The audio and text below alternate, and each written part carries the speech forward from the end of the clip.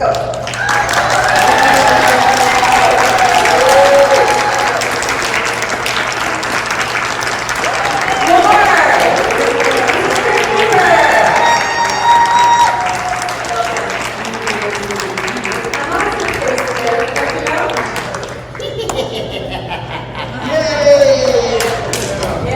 I want to thank you all for walking, crawling, and wheeling yourselves in here for tonight. Don't mess with me or you're going to have to mess with him in the back right there. The Dark Lord. How are you? I'm wonderful. How are you, sir? Good. Welcome. So first things first, I have a gift for you. You have a gift for I have me? a gift. Is it a good one? I hope you enjoy it. Now, I told you about it. If it's in Vegas, it better stay in You're Vegas. right. I told you about this item that I had, maybe like a year ago. But I went out and I dug it out and I found it. So when I was 10 or 11 years old, I marched into the Scholastic Book Fair with my $10 and proudly bought Jokes. Oh my God. That's great. And I wanted to Oh, that's so great. I have Yes. nothing like this. Told by the crypt keeper, the vault keeper, and the old witch, you'll die. Let's see, we have to do a couple. From 1993, y'all. Let's see. Greetings and salutations, boils and ghouls. It's nice to have you in our clutches again, because we have something to tell you, something very important. It has recently come to our attention that you consider us creepy, that you think the three of us are a moldy old bunch of perverts who sit around all day, putrefying and growing fungus and being boring. Yes, we do. Well, we're here to tell you that you are wrong. In fact, you have made a grave error. Perhaps there is a fungus among us. Maybe there is a mold in our fold. And perhaps we are odoriferous and ugly. But boring? Never.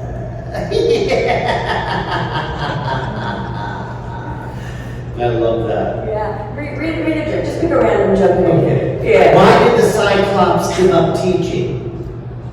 Because he only had one pupil. What do you call a mortician's place of business? A box office. Let's see. I just had a wart removed from my nose. Have a scar? No, thank you, I don't smoke. That's bad. Maybe the crypt keeper couldn't make that one work. Let's see.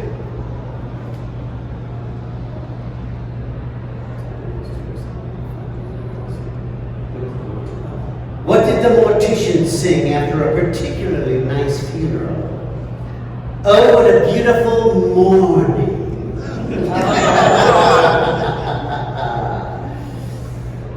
What happened to the girl who swallowed a spoon?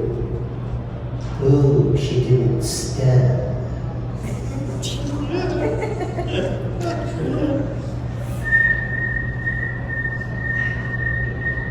Crickets. These are jokes, folks. These are jokes.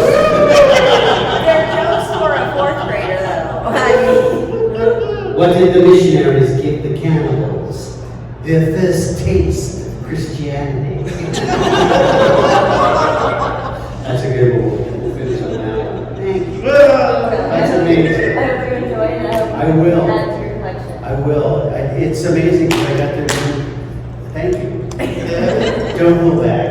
It's amazing because I pretty much got to meet each and every one of you this weekend. I always love that when we're at one of these conventions and it's just not all transient faces, that we actually get to hang out a little bit. Got to talk to everybody, and it was a lot of fun for me. A lot of people don't know this about me, but I'm a huge horror fan as a kid, and I collected tales from the Crypt comic books. I probably had a number of pre-code comics that my mother unwittingly gave away to some kid down the street, not knowing that she gave away my college education. any particular favorite story from the comics? You know, there was this one that was about, and I don't think we never did it as an episode. I couldn't tell you what the name of the episode was. I just remember that it had a see-through casket where the guy could see out, and he was alive, and nobody knew that. Everybody thought he was dead because he was, you know, in some kind of suspended thing. And I remember that really darkly, you know, over the years. But I used to love Alfred Hitchcock Presents. That was such a good show because he was kind of like the crypt keeper, wasn't he? You know, he was always telling back on. It was the whole deal. You know, what the crypt keeper was, you know. Our favorite hosts. Yes. You know, I was honored at a number of years ago at the Cincinnati Horror Hound. They have the Horror Host Hall of Fame there in Cincinnati. I didn't even know it existed, and they surprised me by inducting me into the Horror Host Hall of Fame. It was completely unexpected and so totally cool. You know, I got to meet all the, you know, Dr. Creepy and all these people who were nationally known and locally known horror hosts from all over the United States and the world. They were all there to, you know, induct me into their club. That's amazing. Did they have Sven Gooley there? They did have Sven Gooley there. Yes, one of my favorites for sure. For sure, yeah. Out of Chicago, so Yeah. he's part of my weekly viewing. Yeah. Since I was there. Excellent. Yes. Okay, so I could talk to you about everything for forever, but I'm going to give them a chance right now. Do we have any audience questions? Yes. Yeah. When the Stephen King film known as Creep Show came out and he made his own horror movie comic or whatever, what did you think about that, especially when they finally made a Creep Show series and some comic books and all that stuff later on? You know, I loved it all because, I mean, that came actually even before I got to play the Crypt Keeper, you know, obviously. I mean, it was more new stuff in Creep Show. Obviously, they've tried to make more and more new stuff that's in the main vein of Tales from the Crypt. But you know, for me as a horror fan, the more the merrier. But I loved it. But there's, you know, the one thing about Tales from the Crypt, I always wondered what it was about Tales from the Crypt that I loved more than anything. It just had its own identity that was different. You know, the comic book, of course, had the Crypt Keeper, the Old Witch, and the Vault Keeper, which I loved as a kid. It kind of tied you in because those were characters that let you know that this was supposed to be fun, and it's not just supposed to be scary or creepy or whatever. Excuse me. So many of the different horror anthologies or anthology shows don't have that identity to them that this one had. And then when we made the TV series, they were so hell-bent on wanting to make the Crypt Keeper fun, you know, and obviously getting Kevin Yeager, who had made Chucky, to come in and make the puppet was, you know, that was the first great thing that happened in terms of the Crypt Keeper being the identity of our series. And Kevin looked for a long time for the voice. They gave him the job of also trying to find a voice that matched for his puppet. And so I was doing another series on HBO called First and 10, where I played a Bulgarian field goal kicker, you know, so I knew that I did voices and characters and that kind of stuff in my stand-up. And so they brought me in to meet with Kevin, and I started doing what you know now as the Crypt Keeper's voice for him, and he was like, I could see he was like sitting there and been listening for days, and he saw that and he was like, because he was recording, he's like, you know, and he starts laughing and I start laughing. I'm like, great, the Crypt Keeper laughs at his own jokes, you know, and that's where I think maybe because I had read the comic books as a kid, you know, I understood that it was supposed to be fun and funny. I think a lot of the other people were coming in and trying to make him like scary and creepy and. You understood he was amused with himself. He's creepy because he's amusing himself over death and that kind of stuff, and that's the fun thing about it. So I think that, you know, to answer your question directly, I mean, like I said, the more the merrier when it comes to horror. I love it if it's successful and it's good. But I think that Tales from the Crypt is unmatched just in the fact that it has its own identity with the Crypt Keeper and based on those comic books. I mean, you pick up one of those comic books and you look through the comic books, it looks like a storyboard for a movie, you know? In fact, we used on the series, we used some of the comic book stories all those episodes except the Three Pigs, which was the last episode, were all based on one of the comic stories from the EC Comics, whether it was Tales from the Crypt, Two Fisted Tales, Tales from the Vault, all these different comic books that were EC Comics. And we actually used some of the frames of the comics as storyboard to set up the look of each scene, which was kind of cool. Do you know why they ended the show with a cartoon that wasn't part of the comics either? Oh, I don't know. I guess I just wanted to try something fun. They had come in and they wanted to do a fairy tale. They wanted to, now that they were doing like Tales from the Crypt cartoon and they were doing all kinds of fun stuff, we thought it would be fun, since the Crypt Keeper was a storyteller, to do some kind of fairy tale. And they had thought, I think at first they had thought of doing like Little Red Riding Hood or one of these was going to be one of the episodes. And then they got Bill Kopp, who I had worked with many times on Eat the Cat and Terrible Thunder Lizards and some really cool cartoons over the years. And Bill said, they were like, Little Red Riding Hood's just not working out like the way we thought it would be, in terms of the story. That would be fun. And he goes, well, what about the Three Pigs? We get some good voice actors in here, we'll do it, and they go, well, who should be the narrator? He goes, what are you talking about? I got the Crypt Keeper. He's the best narrator you could have. So that's how that came to become done. That last season wasn't originally, seventh season wasn't originally supposed to be there. Back then nobody was making that many episodes for cable. They didn't have very much money to make shows. The budget fell on the producers to come up with another way to have the shows made. In return, they got to keep the show once it was done, as opposed to the network owning the show, which they now do. If you look on HBO, you don't see any of their earlier shows because they didn't own any of them. Because they couldn't, but they didn't have the money to budget them themselves. Now all those cable networks are owned by the bigger networks or the bigger studios. That's why my first intent DVDs say CBS. The reason it says CBS is they had sold the rights to do it with CBS. We did. First and 10 was my first series. It was done on HBO. It was about a football team, and it had the identity that HBO always had, which was, sports, sex, and comedy. Obviously there was brought in for the sex part. No, I'm kidding.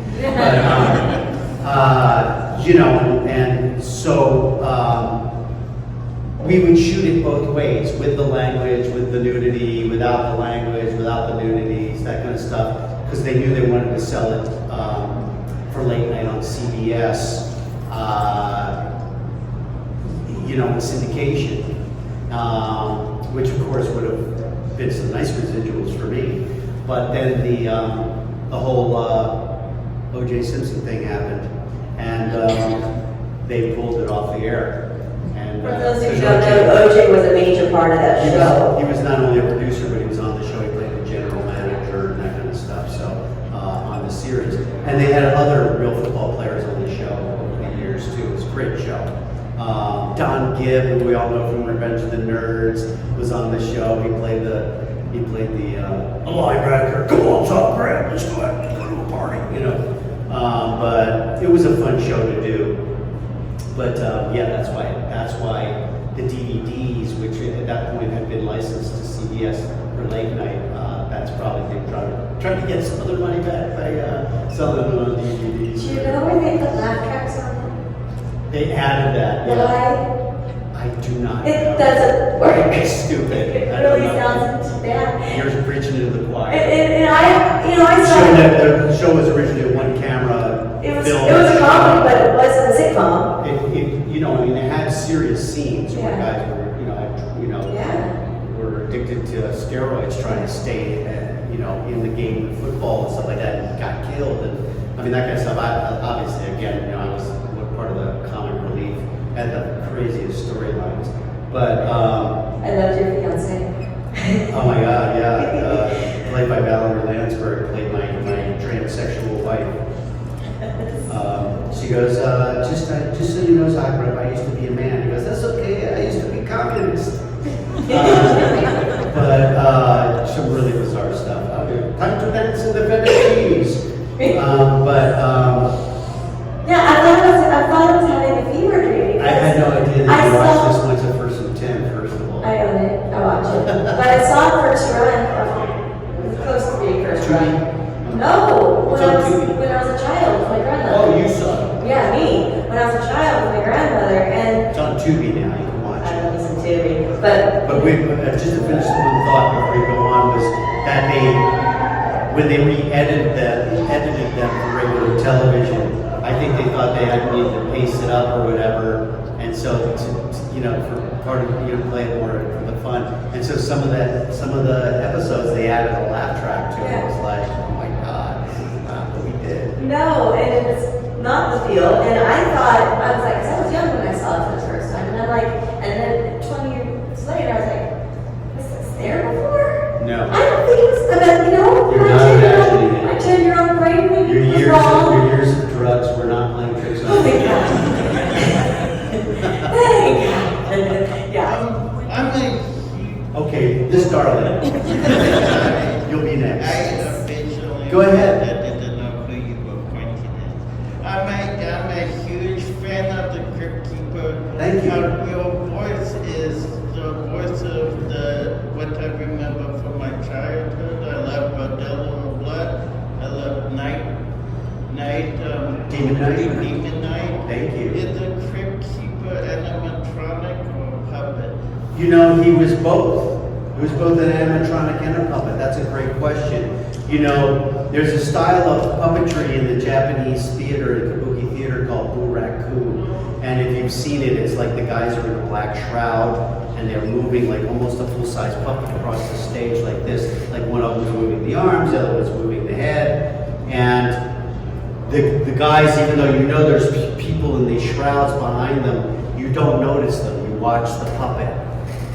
That's the style of puppetry that they were using with the Crypt Keeper. One person, Van Snowden, worked the head back and forth and also worked the right hand. And then another actor, puppeteer, moved the left hand, so they would do the hands together like this and coordinate it. It took 3 guys to do the animatronic face.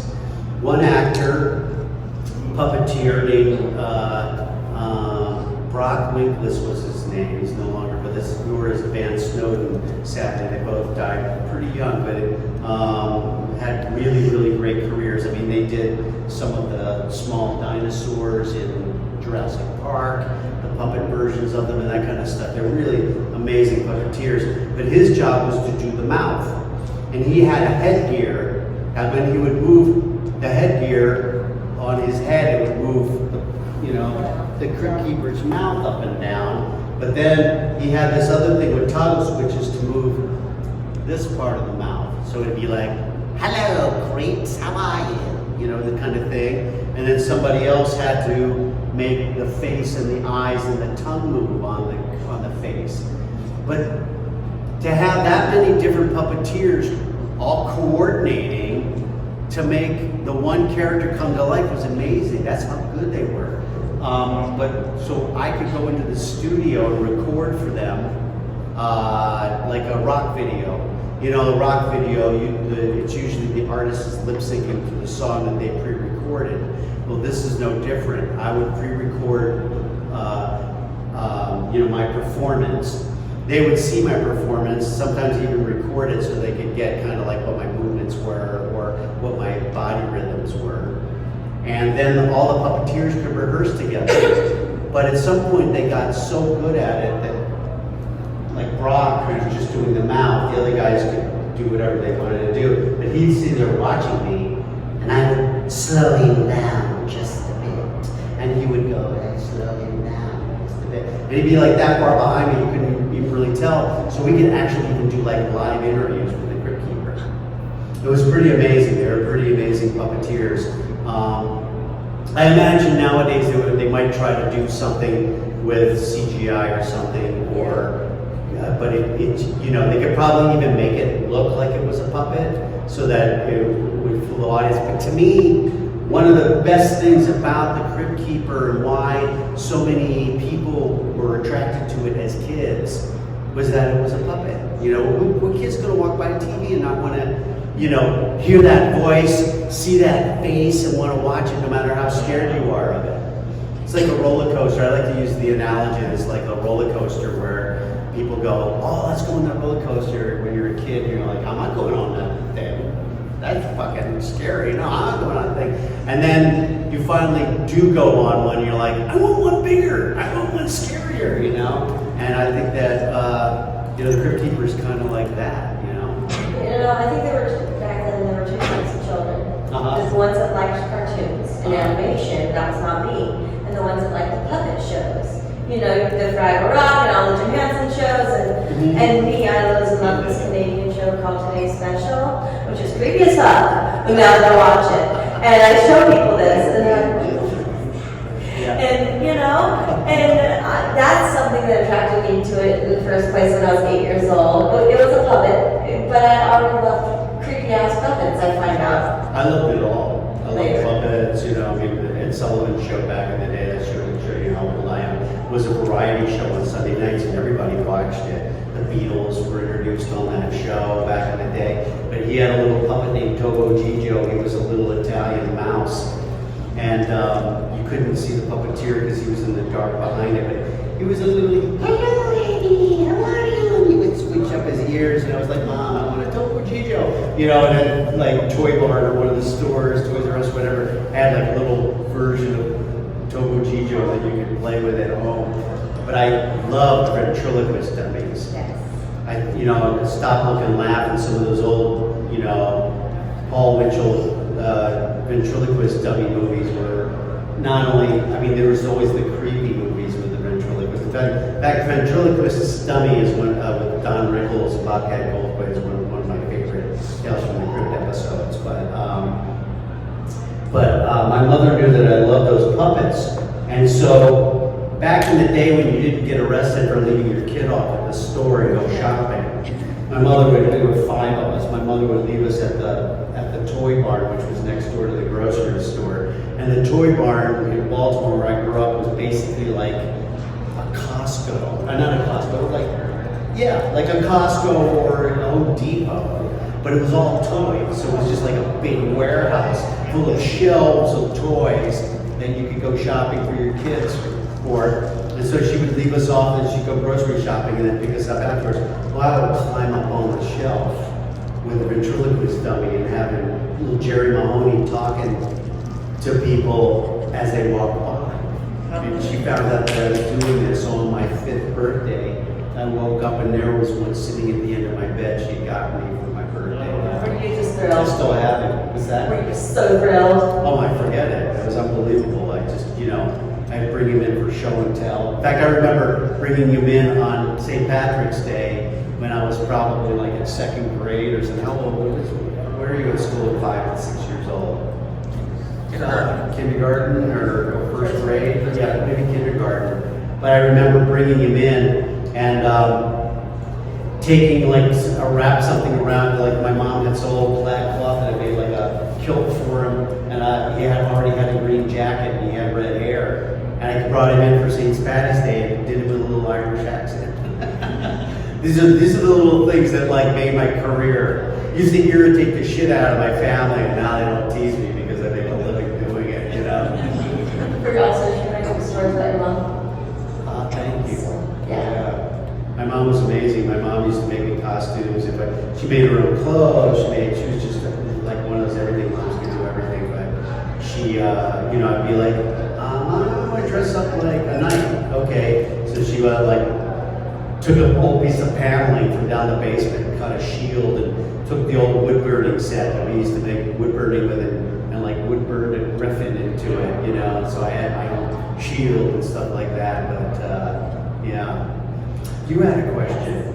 Yes, I was wondering if you were ever gonna do a live show like you did years ago at Knott's Berry Farm in California. Oh gosh, I loved that. That was so much fun. Elvira and I used to do all the commercials for them, and then they had instead of a stunt show, which would be the rest of the year, they did like a slasher stage show where it was like a stunt show on stage for everybody to see, and it would, I don't know, they could probably show it every hour, once an hour or something like that, like a stunt show. And the Crypt Keeper would pop up. I had pre-recorded stuff, and they had a floppy version of the Crypt Keeper pop up on the stage, and people would have like road slash, and the audience would be covered in blood. It was like a Gallagher concert in Waterloo or something. And it was so much fun to be standing in line, and the Crypt Keeper would be talking to you. And but they had licensed it from the guys that showed when my guys had the licensing to the show. And the only reason that they don't do it, once they got established, they didn't want to pay for any of that stuff anymore. It's like they get cheap. It's like, last time I went to Universal Horror Nights, I was so looking forward to it. They didn't hire all those actors. Instead, they just had a bunch of people dressed up like The Walking Dead. And I was like, I get it. Walking Dead is very popular, and you own it, you're advertising it. But it's like, I want to see all the other stuff. I don't just want to see a bunch of zombies.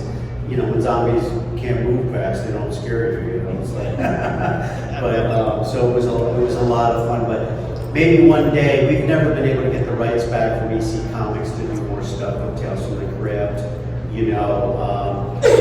As I was telling somebody this morning, after 30 years, when you're doing a show, the producers that produce the show, the guy who used to do all the merchandising for us is no longer with us. People, I was young when I started doing the show. They were old. But, obviously they did some really cool stuff over the years, but it's a shame we don't have the opportunity to make more stuff. Maybe one day, I don't know, I just keep praying, most of us, and this happens all the time in our business, by the way, a franchise winds up in somebody else's hands, and they wanted to do another version of Tales from the Crypt, but they didn't have access to the puppet that we had, because that belonged to my producers. But they couldn't do anything new with the puppet because they didn't have the rights to Tales from the Crypt anymore. So it's kind of a catch-22 situation. But I love doing stuff live myself. I mean, I started in the theater performing on stage. In fact, I had shoulder surgery. People are like, "What happened to you?" I go, "Probably falling down the steps 8 shows a week for laughs in some show that I did or something." Trying to do the Jim Carrey School of Funny. I don't know. Beat the crap out of myself, and I'm paying for it now. But it's like Kane Hodder, who obviously was a stunt guy on top of an actor. How he beat himself up. Well, the funny guys beat themselves up pretty much the same way, doing a lot of stuff like that too. But I love performing live. I used to have a street back in the day when I lived in New York and I first started doing theater. It didn't pay very much. It still doesn't. I made more money street performing. I used to street perform in front of the Metropolitan Museum of Art in New York, and they had these big steps that came down from the museum, and it was right on Fifth Avenue, so there was all this stuff happening that I could make fun of. I'd put on a white face and I'd I'd climb the building across the street, and I'd hang a banner, "Now appearing John Kassir." You could see it from 2 blocks in either direction. And people would come sit on the steps and I would do a show. Pass the hat. I made more money doing that, trying to survive in New York before I ever made it. 5, 6 years, I supported myself through low budget theater and street performing. Yeah. What was your experience on Star Search like? And do you have any ending man stories? Oh my God, that's a great question. I was just actually, thinking about that, and it's funny you said that because literally my rise into the television industry came from the Star Search. And for those of you who don't remember Star Search, it was like the original, so you think you have a talent or whatever, show. So you're thinking of that. That was a Freudian slip. But they had actors, and they had comedians, and they had singers, and they had bands, spokesmodels, all the dancers on the show, and you competed against other people in your own category for $100,000, which was, early 1980s was, that was a nice prize money, So that was completely off the radar of my brain, but I had gotten in an off-Broadway show, it was a musical about stand-up comics. And how many people know Dreamgirls, the musical Dreamgirls, which is about these three singers and how they come together and they become famous and, and it's a musical. Well, this was similar, but it was about stand-up comics. It was a musical, and it starred me along with Scott Bakula, who was just starting out. You all know Scott from Quantum Leap and from CSI New Orleans and all these great shows. And another guy, Jerry Colker, and I played the kind of like an Andy Kaufman kind of very kind of suicidal, weird comedian, who did jokes about death, stuff like that, which was kind of foretelling of me winding up being the crypt keeper. But he'd come out on stage dressed up like a monk and pretend to mime hang himself, and then tape record the audience's reaction and walk off, stuff like that. And so I was doing the show. It was a hit off Broadway. Finally, I was in something that everybody started to know who I was, at least in New York. And these people came up to me after the show and they said, "We want you to be on Star Search." And I go, "Well, I know what that is, but what do you want me to do?" I go, obviously I'm in a musical, I can sing, but I can't sing like Sam Harris, who was on the show at the time, killing it. This guy can sing. I was like, I can't sing like that guy. They go, no, why don't you come on as a stand-up comic? I said, I'm not really a stand-up comic, I'm playing a stand-up comic. They go, well, you can win $100,000. I'm like, fuck, have you seen my act? I'll be working on it tomorrow. So I went on the show, and I had done sketch comedy, and I had done street performing, and I used to do like the talent shows with my buddy Fred. We'd do the morning announcements in high school, and I would do like the Wizard of Oz in 2.5 minutes, As mayor of the Munchkin City, the county of the land of Oz, what's that? That's the castle of the Wicked Witch. Oh, Dorothy's in that awful place. Oh, I hate to think of her in there. Fellas, we've got to get her out.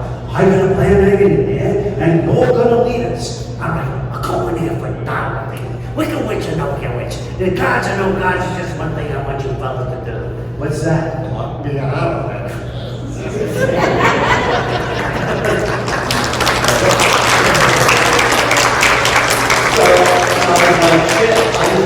They said you have to do 2.5 minutes. I go, shit, I'll just go on and I'll do like the Wizard of Oz bit. And then if I win, I'll come up with something else. I had to keep coming up with stuff. And so I kept winning. And the next thing I know, I'm like in the semifinals. I'm going up this comedian that had been playing the clubs for a number of years, but nobody knew who she was yet, named Rosie O'Donnell. And then I beat her in the semifinals, and I beat this guy who had been playing the clubs, but nobody knew who he was yet. Sinbad in the finals. Next thing I know, I win $100,000. They're alone. You're gonna open. Tom Jones is a guest. They had guest celebrities on all the time. They had, everybody from Bill Cosby. They had dancers. They had Jamie Farr and all that, and they had Tom Jones on it. Tom Jones was like, "Oh, I'm a comedian. He's gonna open for me in Vegas." And they were like, "Oh my God, you're gonna open for Tom Jones in Vegas?" I'm like, "I can't open for Tom Jones in Vegas." They're like, "Why not?" I go, "I got no fucking act." I've just been making this shit up as I've been going along. So they're like, I go, how long do you have to do as an opening act? They go, 20 minutes. I go, oh, I can do 20 minutes. You know, so I went and took all my bits and I put them together into this idea that I was a guy who was addicted to television and I could change channels on myself, you know, and I got up there like I was at Alcoholics Anonymous meeting, you know, trying to fight the urge to channel TV shows. And, you know, I wound up opening for the Temptations and the Four Tops on their TNT tour and Lou Rawls. And, I mean, like for 5,000 people, you know, because I came from the theater, it didn't unnerve me to get up and do, you know, work in front of a huge audience. It was actually harder to play in the comedy clubs where, like, people are, like, heckling you and shit and drunk, you know. It's kind of like they're a captive audience and you're captive on stage. Street performing, at least if something didn't work, there was something else that I could go to immediately that was happening over there, you know. So, you know, from there I started getting a bunch of different sitcoms and that kind of thing, and that launched my television career. So, you know, it was a pretty cool thing. Still got the $100,000 socked away somewhere, but I remember for years that McMahon would always send me a Christmas card. I'm sure he sent it to anybody who went on the show or whatever. He was a really nice man. But it was really funny. I tell this story about how, you know, like I'll take photos with people. When you guys buy a photo or something, you do the whole photo op and I take a picture with you. You notice I do the Crypt Keeper laugh next to you. So you're like, you know, whatever, to make you react. And McMahon used to tickle you when you took a picture with him. You'd be standing there, just before they take the picture, he'd tickle you, and you'd be like, I guess because he just got tired of seeing photos of people like being serious or not having a good time or whatever. So that was his thing, tickle you know. Oh my God, he was such a great guy and an adorable guy. You know, and you know, I mean, Johnny Carson used to tease him about, you know, his drinking. You know, and I mean, I never saw him like drunk, but he always had a glass of wine backstage, man. They'd hear the cork pop in his dressing room. They go, "Time to start the show." I went down an Ed McMahon rabbit hole once. Did you really? Last year. For what? Well, you know, there's a thing online that Ed McMahon, the Mandela Effect, never worked for a publisher's clearinghouse and blah blah blah, right? But I remember him saying it in an interview with Tom Green like 20 years ago. So I was on to find it, and I found this other interview. I did find it, by the way. He did say it. And this other interview, and I just went down this 3-hour-long YouTube Ed McMahon rabbit hole, and I learned a lot about the man, and I developed a great respect for him. Like, I didn't know anything about him personally. I'm like, wow! And then I talked about the podcast, and like, I'm like, oh, we're just rabbit hole guys. You're never going to believe it. You know, when we took Three Guys Naked, which was the name of the musical that I did, Three Guys Naked from the waist down, people were like, was it gay reading in the village? She was like, no, it's a metaphor for how you felt in front of the audience when you're bombing. So that was the name of that musical about stand-up comics called Three Guys Naked from the waist down. And when we were redoing it, and it was going to be done in LA, they asked me, because they go on the Tonight Show, in the play, they go on the Tonight Show, that's what breaks open their careers. And they go, can you get Ed McMahon to do the intro? Like, coming up, the Three Guys, you know, and I go, I'll ask him. And I asked him, and he showed up in the sound studio and put it down for me for free. It was like the nicest thing. What a nice man. I'm glad you asked me about him, because I rarely get the time to think about him. He lived in the Marina Del Rey, and like the penthouse top of one of those circular buildings overlooking the water and that kind of thing. He'd always said that, like I said, I always get a Christmas card from standing in his yacht with his wife and his kids, whatever. I saw another question over here somewhere. Yes, you. Tyler. Is that right? Yes. I try to remember everybody's name. Sorry if I don't, but when I get to write them down, sometimes I remember. So what would have been your favorite, like, special guest or crossover episode, or, On Tales from the Crypt? yeah, from Tales from the Crypt, and did you expect for this to become the classic that it is today? You know, obviously it was it was a classic in the comic book world already. Right. You know, from the 50s and 60s. And because it was on HBO and I had already been doing a show on HBO, which I thought nobody saw, although there were people who saw it so much less than if you were on a network show, that I didn't think people would see it. But about the time the Tales from the Crypt came on, because Tales from the Crypt was popular, it helped bring a lot more people to HBO. And then, of course, it was re-shown on Fox TV and in other places, and it sold as DVDs, et cetera, et cetera. So for that reason, I only thought it would be for like kids like me that had grown up on Tales from the Crypt. I didn't think that it was going to be something that would have lasted 30 years where kids were like, this is my gateway drug to horror. Which is just, it makes sense. Like we were talking about the puppet and the whole thing. It just makes sense. It's so accessible to, a kid's sense of humor and their wonderment and everything else. And we had some of the best stars on that show.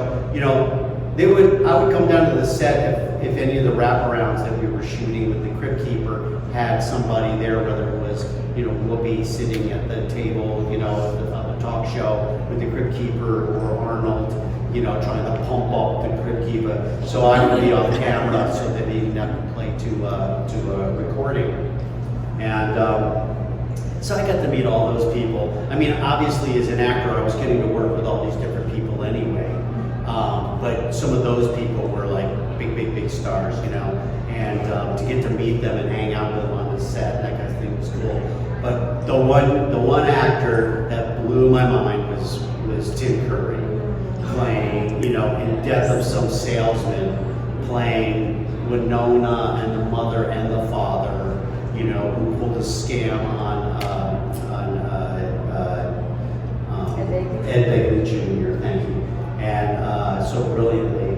And he was nominated for an Emmy for that performance. And rarely did any cable series or actor performance on cable, just because it wasn't seen as much, get that kind of nomination for Emmys and that kind of thing.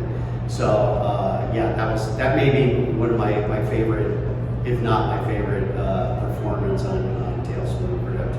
Obviously, great performances by people like William Sadler, who not only was great in Demon Knight, but in our first episode, The Man Who Was Deaf, where he plays the executioner in the prison.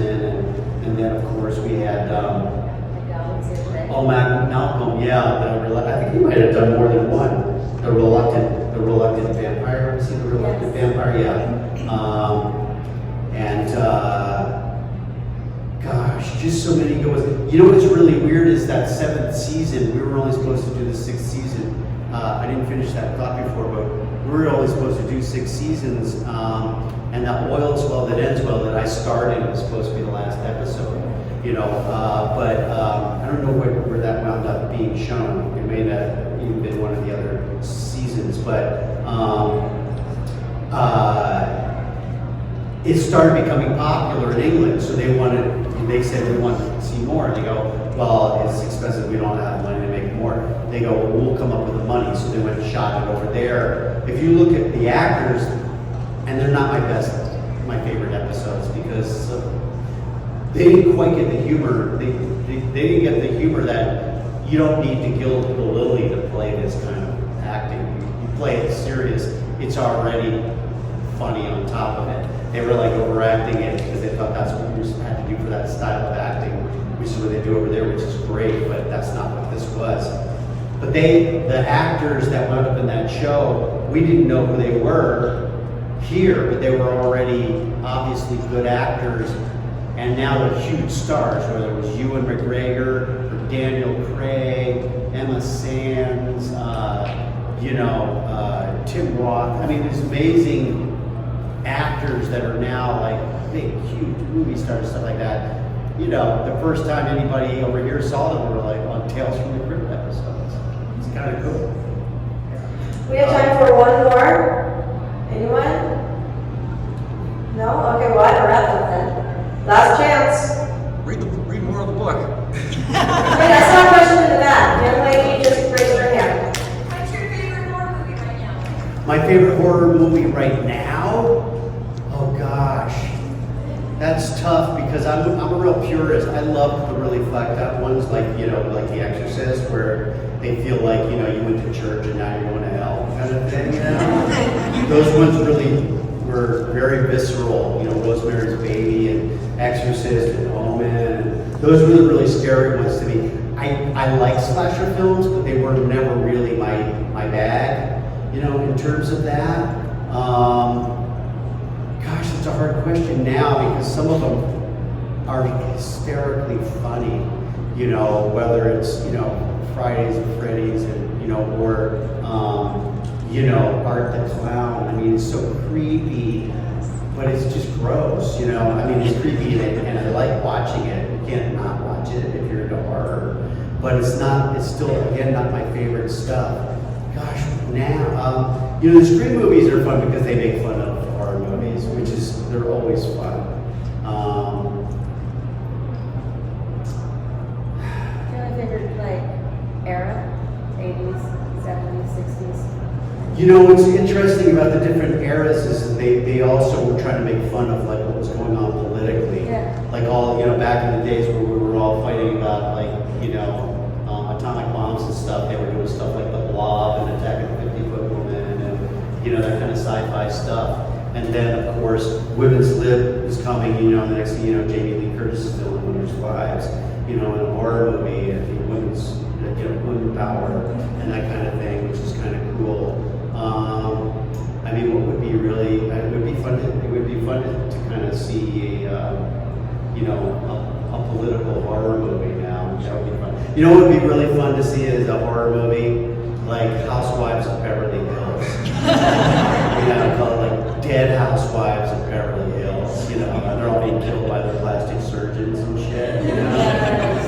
And I'm sure they'd be into it too. That'd be so funny. Yeah, or Fixer Upper. Keep finding dead bodies and they're trying to do, like Chip and Joanna Gaines are trying to redo a home and it's haunted. And Chip's like, it's demo time. It's like, he comes out with his arm pumping blood out of it. He's lost an arm, and Joanna Gaines, what happened, Chip? For the first time, Chip Gaines is speechless. He's on steroids. Yeah. Right? Amazing. I'm sorry I don't have an answer for that because it's just so hard to think of ones that have really crushed it recently where I'm even the Roger Corman stuff is classic. I watched that as a kid. I mean, the Universal horror monster movies were my favorite as a kid. Anything with a theremin, But, the Roger Corman stuff, especially with Vincent Price, whether it was, House of Wax or, The Tingler, Mask of the Red Death, yeah. Do you have a favorite remake of an old classic? Oh, gosh.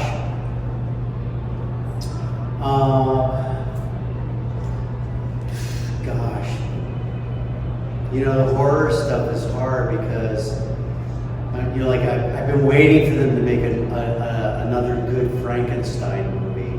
I loved Poor Things. I thought it was about as classic as any horror movie you could make, but it was beyond a horror movie, obviously.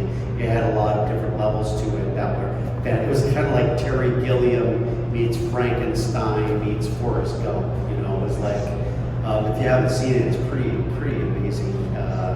amazing performances, but also just the art direction is beautiful and that kind of stuff.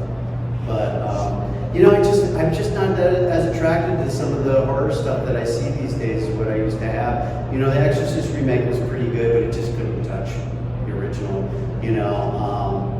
I love the fact that horror movies continue to use practical effects because those hold up. I mean, how many times have you watched a movie and you're like, oh my God, look at the effects of this, and then two years later you look at another movie and you go back and see that other movie and the effects look like they were hand drawn on the screen compared to what they are now. The practical effects always hold up. I mean, you can go see Night of the Living Dead, and there's a little girl with a trowel, and just the sound effect of her stabbing.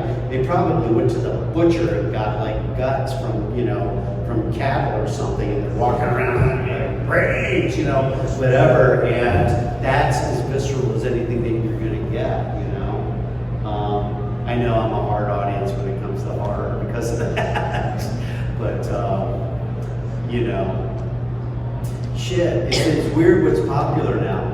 But I love that it appeals to younger kids, and people are letting their kids go see it. You know, so Yes. that's fun stuff. I mean, I love stuff like Goosebumps.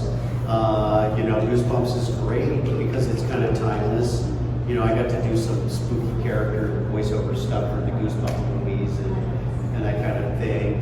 I love, you know, the Ghostbusters stuff is fun. Again, because it was so new and so different when the first one came out, there's no way you're going to ever have that feeling again from one of the new ones. But I got to do like the little mini marshmallow guys in the last one. I didn't work on this new one, but I did a lot of the subway ghosts and stuff in the all-female cast one, which was kind of fun and cool. I'm always looking for that kind of thing to work on too. You know, whether you get to do, you know, Hellraiser movies and stuff like that are kind of fun. Yeah. Read us some stories. Let's see, a couple Let's of close out with that. Why did the mortician leave a pail on the sidewalk? So nobody would kick the bucket. What has 4 legs and flies? A dead dog. Oh, that doesn't make any sense.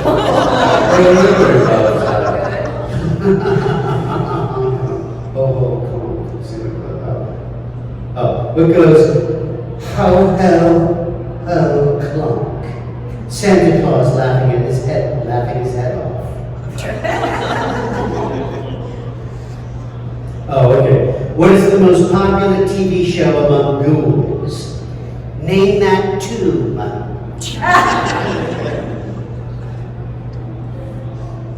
Why was George Washington buried at Mount Vernon? Because he was dead.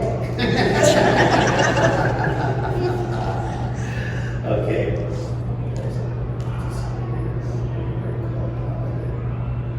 Okay, no, that's not true. They didn't say it was a good book, guys.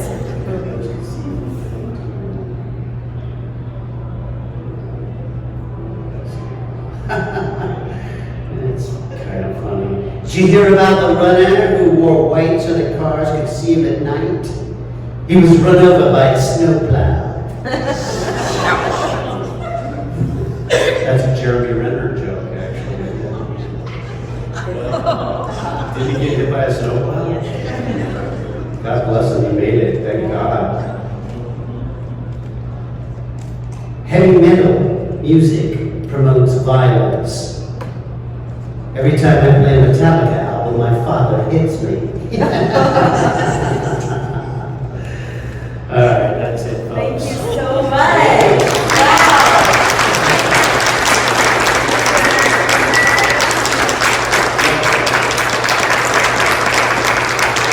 Thank you guys so much.